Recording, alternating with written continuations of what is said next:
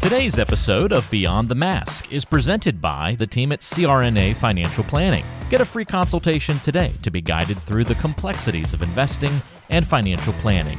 Just visit crnafinancialplanning.com. And don't forget, listening to our podcast can earn you Class B credits. For more information on how you can submit them, check out the CE Credit tab on our website, beyondthemaskpodcast.com. Welcome to Beyond the Mask, innovation and opportunities for CRNAs and advanced practice nurses, with certified financial planner Jeremy Stanley and CRNA Sharon Pierce. Jeremy Stanley has worked with CRNAs for more than 23 years, and Sharon Pierce is a former president of the AANA and the NCANA. Join us as we leave the operating room and learn the latest in the CRNA and advanced practice nurse industries. Beyond the Mask starts in 10, 9, 8, 7. Hello, Sharon and listeners, and welcome to the show today. How are you doing today, Jeremy? Well, we're doing great in the studio, recording today and working through some planning things that we've got coming for our audience. We're getting excited about it. We've got a lot of things coming up here real soon. And it feels a little strange. We're here on a Saturday morning, which is not that unusual. We tape on Saturdays a lot. Yep. But why don't you tell them why it feels a little strange today? Well, today, Sharon is taking my place, and she's actually doing the recording and controlling the board and watching all the levels and ironing things out, because I'm trying to teach her how to do all this so that, one day if she wants to do it on her own, she can do this. Or, well, you already know how to do it. So this is going to be interesting. But what's interesting is on the board, he's number 1 and I'm number 2 on the dials. And now I'm number 1 and you're number 2. And, like I told you, I kind of like it. It's a lot less responsibility for me. That is true. I've kind of shifted to, I'm more laid back today. Yes, you are. Now, how do you like it that you can't look out the windows and I can look out the window since I'm sitting in your seat? Oh, that doesn't bother me at all.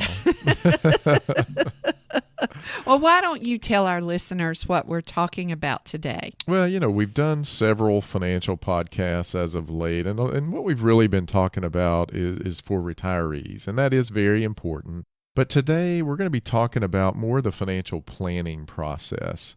And Sharon, that's very important. It doesn't matter if you're a new graduate or if you're 50 years old, all the way across just the starting spectrum. Let's hope not. Yeah, but these are things that everybody needs to have a tune-up on. And really, the title of today's show is going to be The Incomplete Financial Plan.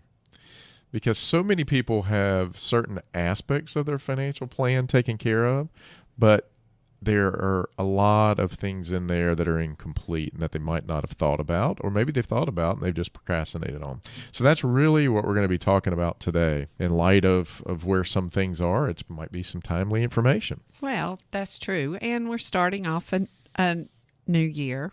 And that's the time when people think about it. Of course, I understand that we're taping this in March, and it still seems like a new year. And it's like that it's a quarter of it. Gone. I know. I knew what I said after I said it. But it did just seem like Christmas yesterday. Yeah. I don't know. It didn't to me. This year's been a little more longer for me. So, the financial crisis and that continues, I know has affected all of us. Yeah. But anyway, let's go ahead and kick this off, and let's talk about I was surprised to see this. Can you have too much cash in the bank, Jeremy?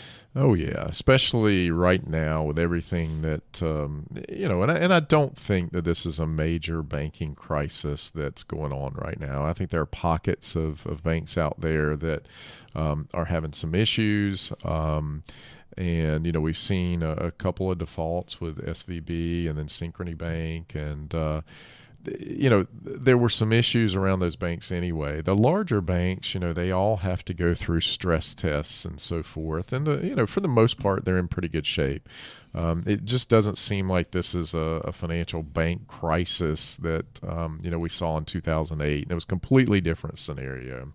But here lately, we've had a lot of people talking about, FDIC insurance limits. It reminds me a lot of 2008 because we had those conversations back then. And, I thought it would be good to just kind of talk about that because we do have some CRNA clients that keep a lot of money in cash in their banks. It's all over the spectrum. So if you've got too much cash in the bank, what does that consist of? Well, FDIC insurance limits are up to $250,000. And, Sharon, you said to me, who keeps $250,000 in their bank account? Well, you'd be surprised. A lot of people do. Either they're scared to death, or maybe they've gotten an inheritance and parked the money there. Maybe they've sold their house and are planning to get a new house. I didn't even think about that. So should you put it in two separate banks? Well, and that's one of the things. So FDIC insurance limit covers up to $250 per account title. So I'll give you an example, Sharon. So if you had money in the bank and you had $250,000 in your name, you're covered. If you had $250,000 in a joint account with you and Pierce, you're covered. Okay. If Pierce had $250,000, he's covered for $250,000. So in that scenario, you've got, a lot of coverage in different titles of accounts. If you had a money market account with $250,000 and a checking account with $250,000 at the same bank, it's the same title. So you still have only $250,000 in coverage. Make sense? Mm-hmm. Yeah. That does make sense. And now that you talk about the fact that people could have that much money, whenever my daddy died, I never thought about it. But, my daddy was a redneck, but he was a smart redneck. And you know what? All of it was in different places. Yeah.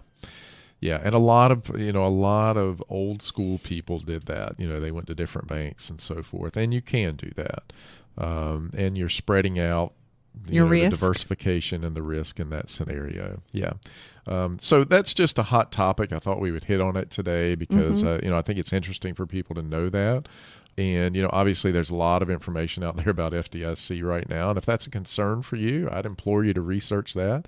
Talk to your bank. I had a conversation. I don't bank with a regular bank. I have a credit union. But I did have a conversation with them about, how their liquidity was and, where they've got their money invested and so forth last week, just because I felt like I needed to know that in light of, the things that have gone on. So it's not a bad thing to call your bank and try to get some of that information from them. I would never think of that. Yeah. Honestly. That's what I'm here for. Yeah, exactly. Everybody's got to have a purpose. So let's talk about the emergency reserve fund. Yeah, and that's something else that people get really confused on. We've had a little bit of talk about that. I implore people to keep 3 to 6 months expenses liquid. Some people will say 3 to 6 months of your gross income. Either way, but that's for life's what if. What if the air conditioning system goes out and I've got to have $10,000 to fix it? What if I need $1,000 worth of work done on my car? And you don't think about that, but so many people live paycheck to paycheck, including CRNAs. Mm-hmm. They make really good money, but a lot of them spend a lot of money. Well, in the beginning, I can remember still living paycheck to paycheck. Yeah, and maybe we've got some younger CRNAs starting out with a lot of student loan debt and maybe some credit card debt, and they purchased the house, and right now the market for CRNAs is great, the money is great, but as we know, the CRNA industry is very cyclical. It can go up and down. Things can change.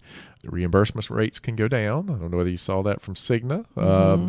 So things can change very quickly. So being prepared for those changes, but everyone should have an emergency reserve fund. You typically are not going to need $100,000, $200,000 sitting in cash, but if the average CRNA is making $15,000 a month, you're working W-2, making $180,000, $40,000, $50,000 in cash would be probably appropriate. And when you say liquid, you mean liquid or easily able to access with not a lot of risk at all. Okay. Without the downside. Right. Because the last thing you want to do is have it invested. The market goes down. You need it. You've got to sell it, and that's kind of what happened with that SVB bank. They had a run on the bank. They had stuff invested. The bond market had dropped the price of those bonds. They had to sell, took a loss, and it caused the bank to shut down. Okay. Yeah. So that was the whole one of the whole premises. Yeah. Okay. Yeah. Well, that and they didn't have a lot of sticky customers like us. They had big Silicon Valley companies and lots of money, and when those guys came wanting their money, they had to do something to give it to them. So Okay. Yep. All right. Well, that makes sense. Today's show is brought to you by the folks at CRNA Financial Planning, an independent consulting firm that offers financial planning services exclusively to CRNAs and their families. From planning for a child's future college expenses to building a predictable income stream in retirement, the firm is committed to offering you comprehensive financial services, customized to fit your unique needs and objectives. If you have questions about your financial future, get them answered. Call the team at 855-304-3748. That's 855-304-3748. Or go online to crnafinancialplanning.com. All right. Another part of the plan is disability insurance. It is.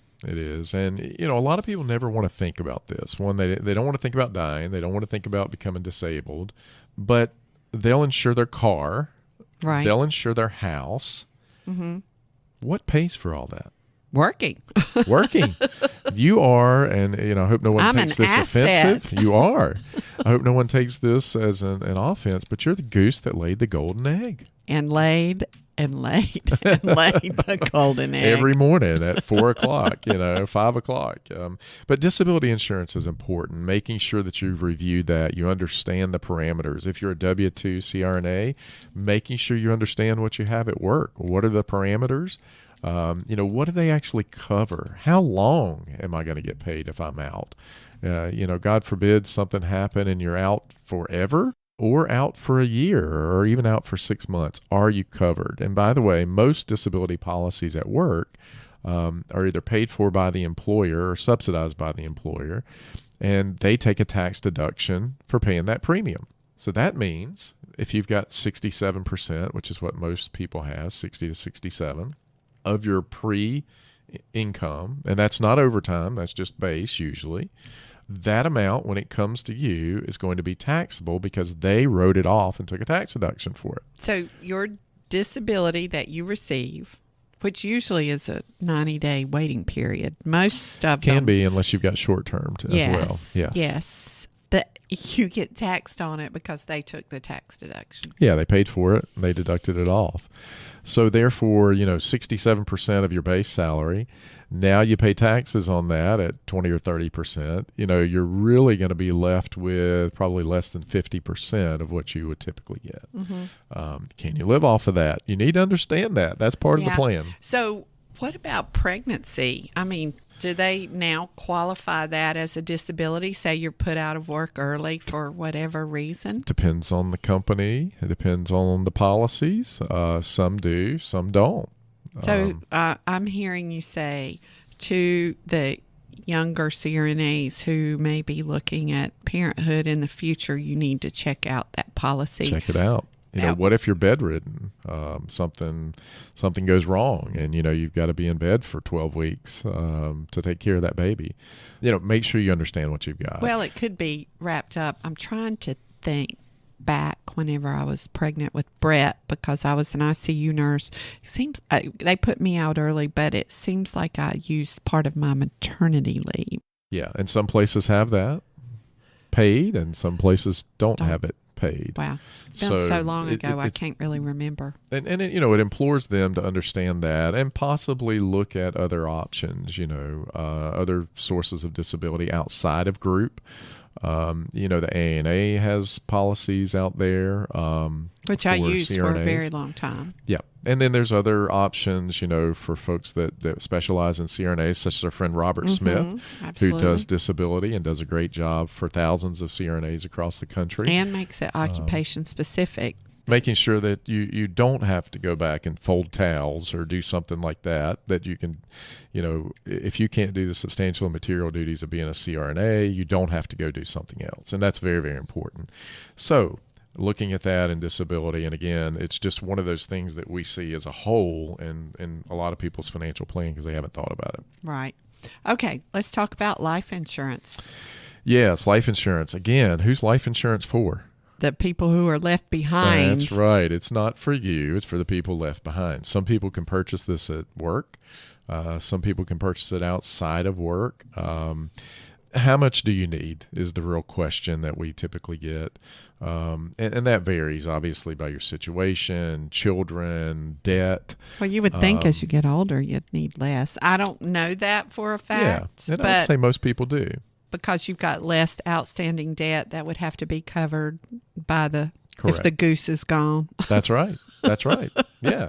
I mean, that's very true. And hopefully you've done a good job planning for retirement that, if something were to happen to you, your spouse or whoever's left will be taken care of in the event that, you did pass away. So most people need more insurance in their peak earning years. They've got young children. Cheaper. It is cheaper. And people always ask, and I generalize here.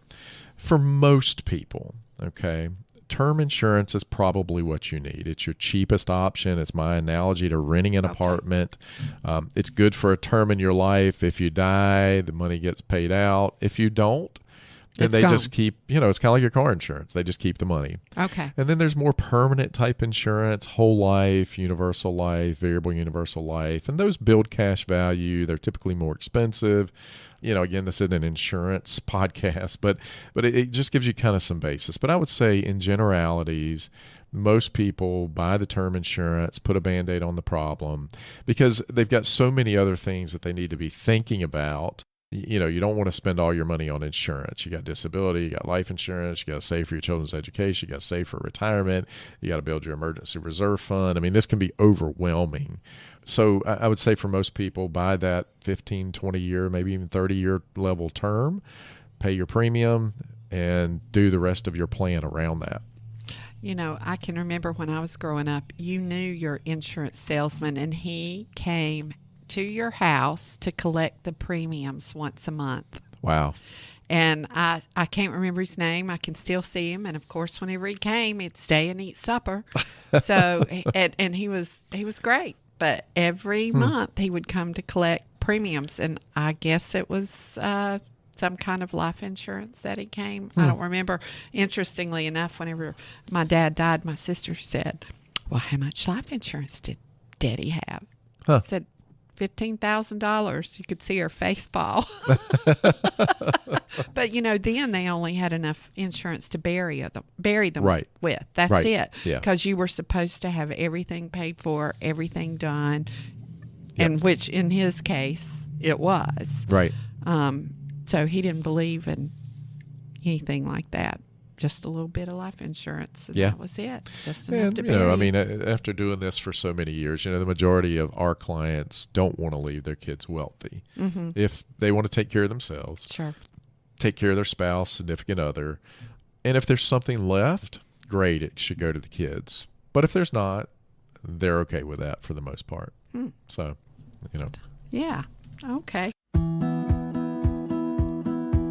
Hello everyone, Jeremy here. Beyond the Mask is sponsoring a team for Halos again this year. Halos is an organization that offered support when Sharon lost her grandchild, Emma, 2 years ago. Halos is a nonprofit that provides emotional and financial support to bereaved parents who have lost a child from miscarriage through age 20. It's run by parents who have lost a child themselves and want to be there for those parents that need love and support, or someone who truly understands what they're going through. The only means of support for Halos is through fundraisers and personal donations. Their largest fundraiser is a walkathon, which will take place on August the 6th. Sharon will be emceeing the event. Please consider joining us and donating by going to the show notes to look for the link, or by going to the Beyond the Mask Facebook page. Thank you for your consideration. You can find out more information about the 2023 Halos Walk and donate by clicking on the link in the show notes of today's episode on BeyondTheMaskPodcast.com. 13th Annual Memorial Walk takes place in New Richmond, Wisconsin on August 5th. All right, so let's talk about, oh God, I hate this topic. You knew I was going to say tracking cash flow. Yeah, that's a tough one. That's like a bad word for most people, especially the more money you make, The more money you spend. the more you spend, and the less tracking you do. That is true. And that's true for everybody. Tracking cash flow is important, not only because it tells you where your money is going and where you're spending money, but it's also important because as you get older, you get closer to retirement. If you spent 20 or 30 years never looking at this, in retirement, you have a finite amount of income, maybe from Social Security, maybe from your investments, your IRAs. In other words, not working one shift to get what you want. Correct. And this becomes really, really a big problem for people to try to project out what they're going to use in retirement. But even along the way, if you don't know what you're spending every month or where you're spending, and, everybody doesn't have to be extremely anal about this. Maybe you look at this every 3 months or every 6 months. Then you sit down with your spouse, significant other, and say, hey, where are we spending their money? It's easy nowadays. There's all kinds of tools out there to do it that can track your spending for you. Mint.com is one of those. We have a lot of clients use that, Quicken. But it's very, very important to know where you're spending money to get a handle on that cash flow. And it's a simplistic process, Sharon. It's just what's coming in. And what's going out. I get it. Easy subtraction. But people are so inundated with life and other things they don't pay attention to it. Pierce tracks all of that. One time he said, do you know you went to Walmart 19 times last month? Well, that's easy to do now. We have that Walmart Plus. Oh, Sharon, they deliver our groceries to us. I don't do that. $90 a year, I think it is.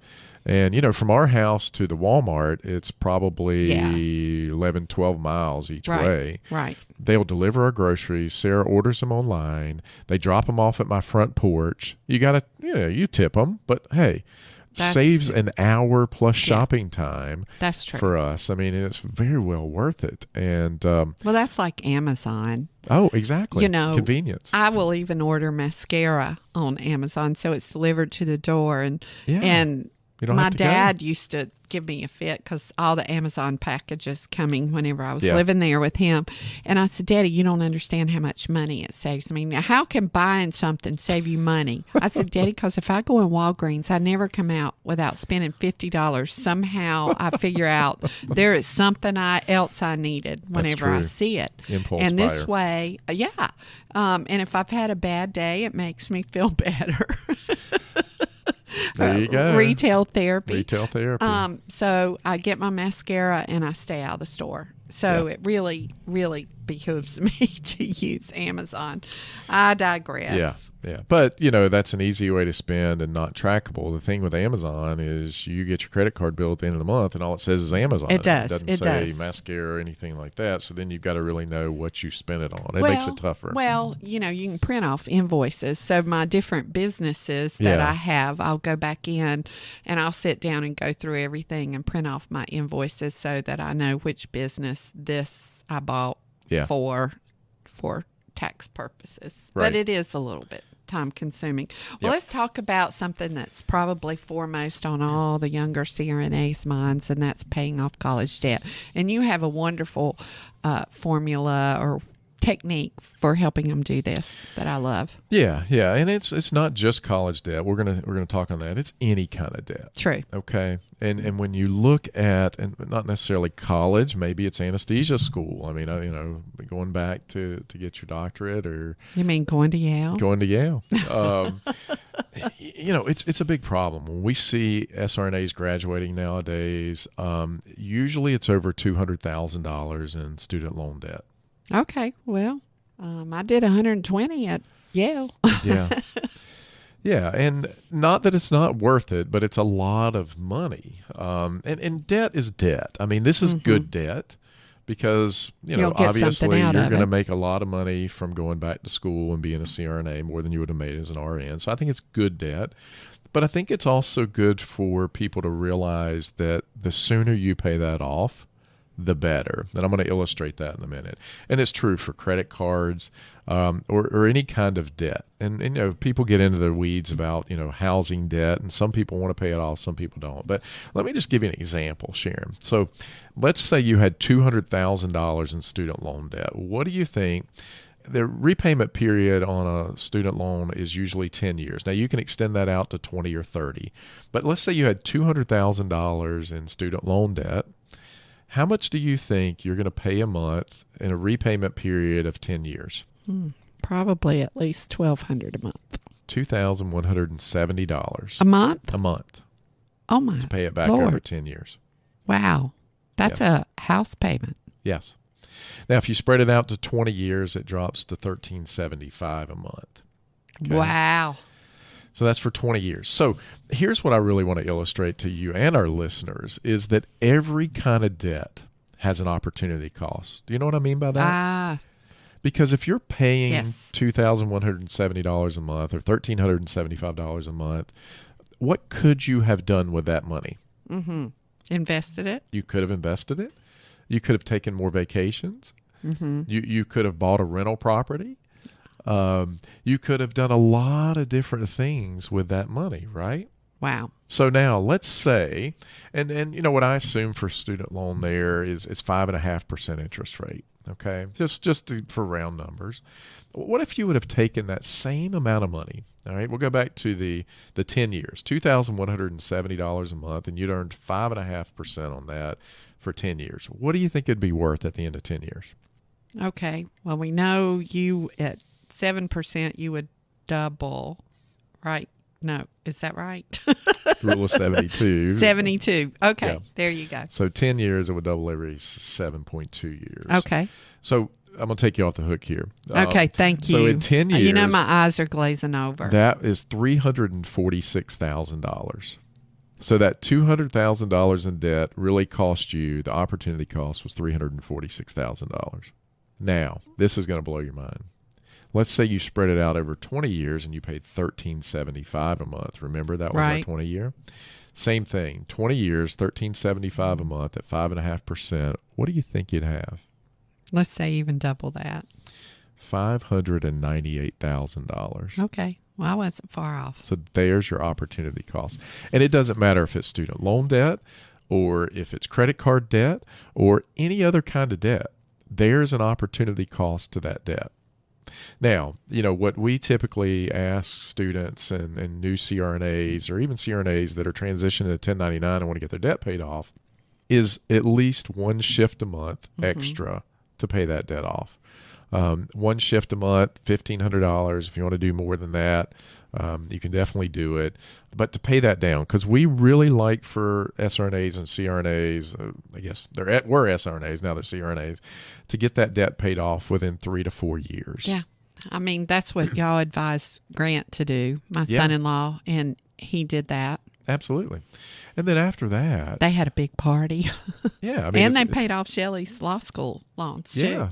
Yeah, and I mean they're savers, and they're gonna do very well financially. And but I will tell you, as I've said to other SRNAs, your ROI is so much better because my daughter had just as much debt from law school, and she came out making $39,000 a year working in the public defender's office. That's a big difference for ROI. So in one regard, I have very little sympathy for listening to them whine about it. Yeah. Things have definitely changed. Whenever I went to school, they told you at the school before you ever even considered going, you live on one salary if you're married for 2 years and you save your money. And so that's exactly what Pierce and I did. I took out $5,000 of student loans whenever I went to school. And we took out a little second mortgage. That was $20,000 where we lived. So that was $25,000. But we lived on one salary. But for 2 years before we went, we saved every single penny that I made for 2 years. Wow. And that's how we got through anesthesia school. Attention, Beyond the Mask listeners, we need your help. We truly appreciate you tuning in as we peel back the layers of the CRNA and APRN industries, sharing the stories that lie beyond the mask. It's your support that makes our community strong and our podcast possible. We're excited to share that Beyond the Mask has been recognized in the 18th Annual People's Choice Podcast Awards. We're nominated in 2 prestigious categories, the coveted People's Choice Award and Best Healthcare Podcast. Our podcast isn't just about the stories we tell, it's about the connections we create with you, our listeners. And now we need your help to continue that mission. We're asking you to vote for us, please, in the People's Choice Podcast Awards. Again, for the People's Choice Award and Best Healthcare Podcast. Your vote not only helps us win, but also spreads the word about our mission to demystify our corner of the healthcare industry, one story at a time. To cast your vote, simply click on the link that's in the episode description. Voting closes on July 31st, so don't delay. We also encourage you to share this with your family, your friends, and your colleagues. Every vote counts, and we appreciate greatly your support. Thank you for being part of our journey and for making Beyond the Mask more than just a podcast. Here's to bringing more stories out of the shadows and into the light. So don't forget, vote for Beyond the Mask for the People's Choice Award and Best Healthcare Podcast.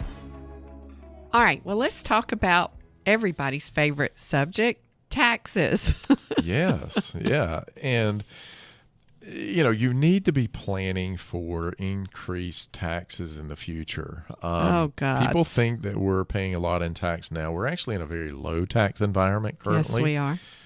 But let's just look out. Social Security's got problems. Medicare's got problems. We have a massive amount of debt to pay off. The writing's on the wall. Taxes have to go up. There's no way around it. And you need to be planning for that. When people are making decisions about their retirement contributions, should they do pre-tax or should they do Roth? What's it going to be like when I retire? Am I going to be in a lower tax environment or a higher tax environment? And these are things you need to be thinking about in your plan that your average person's not really looking at. I mean, we're mostly living for the day, get through this day, pay our bills, and do the things we enjoy doing. But this is going to be an important topic. I don't know whether you saw the budget that President Biden rolled out, but there were some massive tax increases in his budget. Now, I don't think that's going to get passed by any means, not with, a split Congress right now, but it's out there. Eventually, somebody is going to have to increase taxes. And by default, they're going to increase after 2025 anyway, because the Tax Cut and Jobs Act of 2018 sunsets in 2025 unless they renew it. I'm not sure in this environment they're going to, but paying attention to taxes and how much you pay is increasingly important. And are there ways that you can cut back on your taxes? What are things you can do? And, it's a complicated subject, but you need to be looking at that as you are doing your financial planning, especially for savings, saving for retirement. Those things, it makes a difference moving forward. All right, let's talk about medical costs. Even though when you're young, you truly don't think about this. Yeah, I mean, those costs are increasing faster than inflation. And that's a big problem. Right now, medical is over 20% of our gross domestic product in the United States. We know there's an issue there. Eventually, it's going to have to be dealt with. We're not sure how that's going to be. I mean, the Affordable Care Act was supposed to help with some of this. We've all seen our premiums go up. Substantially. And you're also seeing, medical costs in general going up, drug costs going up. It's a huge problem and a huge issue. And not only that, and I hope people don't take this in the wrong way, but I also think the quality of care has gone down in our medical system. Well, there's a lot of reasons around that. I mean, absolutely. Nurses are exhausted, right. And we have a crisis with caregivers. Right.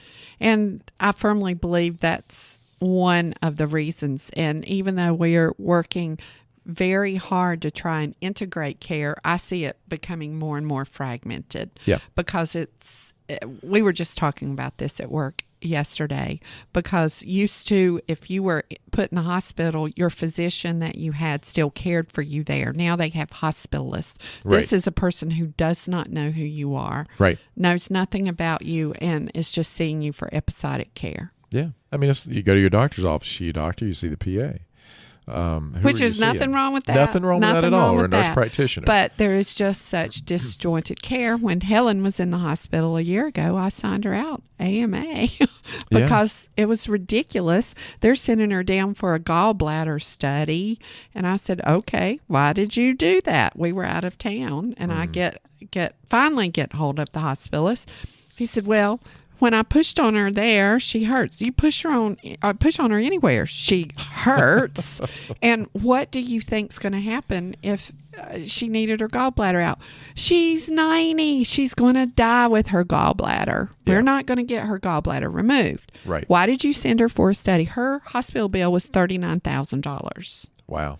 But because she is a state employee and on Medicare, her copay was $600. Wow.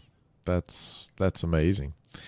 But, I digress. Sorry. But people, you should be looking at these if you qualify to do health savings account, medical savings accounts. What are the limits on those? You know them off the top of your head. It's a lot of money. $3,500 on a HSA if you're single. I think it's 87 because I do the max. Okay. For I can't for remember a family. For a family, what it is. Yeah. For Pierce and I, because Yeah. he told me I better max it out. So I do. And it's actually a savings vehicle. Right. Absolutely. That's what it is. And you get a tax deduction for it. So planning for those type of things, the average retiree is going to spend hundreds of thousands of dollars on health care once they retire. That cost is not being covered as much by insurance companies. Medicare is not covering as much. It's being pushed down to the consumer level. And if you've got funds to pay for it, you're going to have to do that. So planning for that along the way is something else that you need to be looking at. So pulling this all together, Jeremy, any last words you would like to leave our listeners? Well, I just think that this is an important topic for, the young CRNA out there all the way up to the CRNA who's contemplating retirement, because all these things matter. They're things that need to be paid attention to. And to have a complete financial plan, you've got to incorporate all these things. So we didn't talk about everything today. I mean, we didn't talk about investing and retirement planning and all that stuff, but these are some of what I call the basics. Okay. Well, it's nice to have reminders. You think you've covered all the bases, and then you listen to this and you go, oh my God, you know what? I need to turn around and I need to take a look at my emergency fund. Am I where I need to be? Right. Yeah. And I mean, we didn't talk about things such as having a will, which everyone should have a will, and, doing some basic financial planning concepts. But I think this is a good, like you said, reminder for CRNAs out there who maybe don't have their complete financial house in order. Maybe they've paid attention to several of these things, but they've let a few things slide. This is a good reminder to say, hey, I really need to think about that. Well, thanks for joining us today, Jeremy. It's always nice to have you as a guest on the Beyond the Mask podcast. Always nice to be here. Well, I'll let you wrap us up, Jeremy. Well, Sharon, I think that's a wrap. I think so. Sharon, if they like our show and want to know more about us, or they want to help us grow, how could they do that? Well, the best way to help us to grow is to leave us a review, but make it positive. As we all know, there's way too much negativity in this world. There sure is. We're in the top 50 medical podcasts in the country, on the way to number 1, just like we are in the CRNA community. And thank you to all of our listeners for making us number 1 in the CRNA community. If you have a topic you would like to listen to, just send us a message. We'd be happy to get you on the air, or whoever you recommend on the air. Absolutely. Till next time. It's a wrap.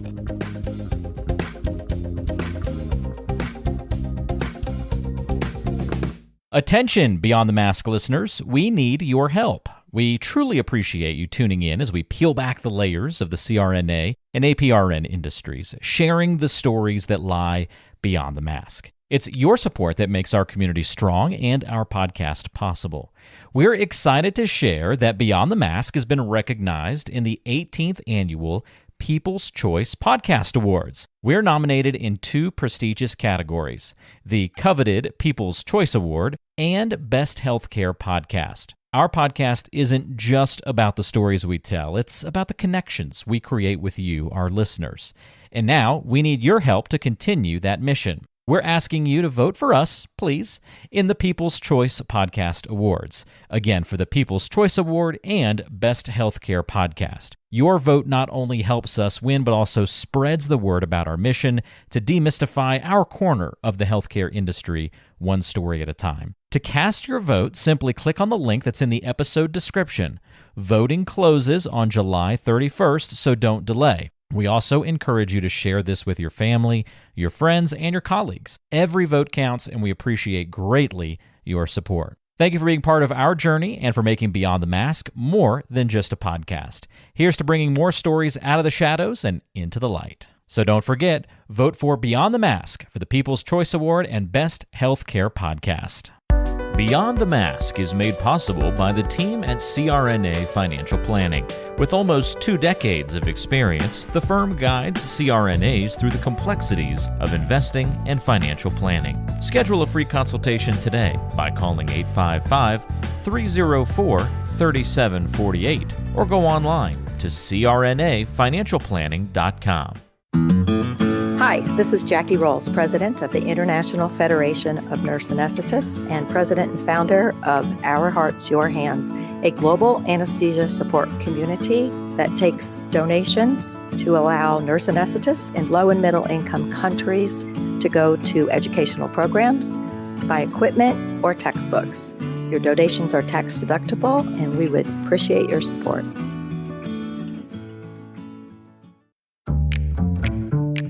Be sure to subscribe to the show on Apple Podcasts, Google Podcasts, Spotify, Stitcher, and anywhere you like to listen to shows. Also be sure to check out BeyondTheMaskPodcast.com. Each episode is posted there with a corresponding blog post, and we timestamp important parts of the episode to help you quickly get to the content you're looking for. Also check out the special series section on the site. You can follow along and catch up on the CRNA History Series, episodes specifically about political conversations in the industry, or try the CRNA Personal Finance Series. It's all on BeyondTheMaskPodcast.com. And if you have a question for the show or want to be a guest, or even suggest a particular topic, fill out the contact form on the site or send an email directly to us at info@BeyondTheMaskPodcast.com. And lastly, let's take the conversation social. Check out our Beyond the Mask podcast Facebook page and Facebook group.